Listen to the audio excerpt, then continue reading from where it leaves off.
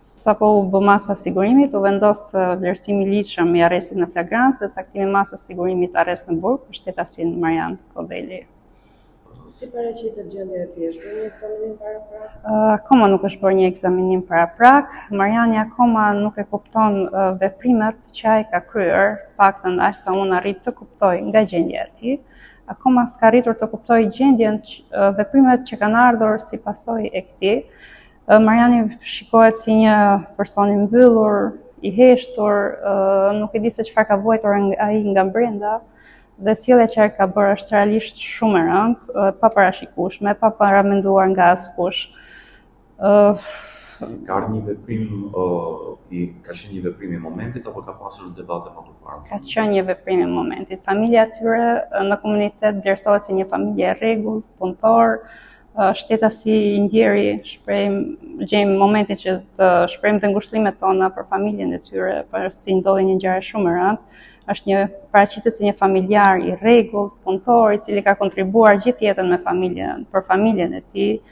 Unë nga njerëz kam dëgjuar që ka qenë një person që ka pajtuar dhe gjaqe dhe nuk e di se si mund ndodhte kjo situatë me këtë shtetas. Nga dëshmitë që keni mundur të merrni nga deklaratat e familjarëve, ëma e djalit si është shprehur në lidhje me marrëdhëniet familjare, kanë pasur konflikte të mëhershme? Ëma e djalit është shprehur që nuk kanë pasur asnjëherë konflikte. Mariani që 18 vjeç ka emigruar, ka qenë emigrant, më parë ka mbaruar shkollën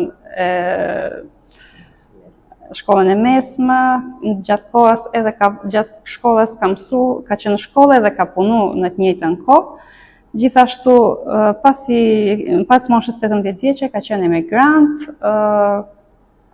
nuk e di se si ka qenë dhe si është ndjera ai atje, pas kthimit ka qenë i heshtur, i qetë, i mbyllur dhe nuk në muajin qershor të këtij viti. Dhe ai po priste dita ditës që të priste një bilet që të kthehej sërish tek vendi i tij i punës, siç është shprehur.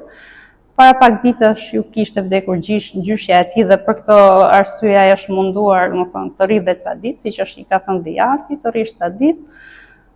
Kujdes kur vijnë njerëzit, ti presësh, ti përcjellësh, siç ne shqiptarët kemi zakonet dhe traditat tona, si duket mas edhe këta fjalë nuk është se aty mund t'i kenë pëlqyer, nuk di çfarë të them. Por që du them që Mariani nuk është shoqëruar asnjëherë në komisariat, asnjëherë nuk ka pasur kallëzime për këtë shtetas, as për familjarët e tij, nuk ka asur ndërmbrojtje dhe as tjetër. Duhet bërë një verifikim apo ndoshta nga ana juaj është kërkuar që të ketë një shtrim?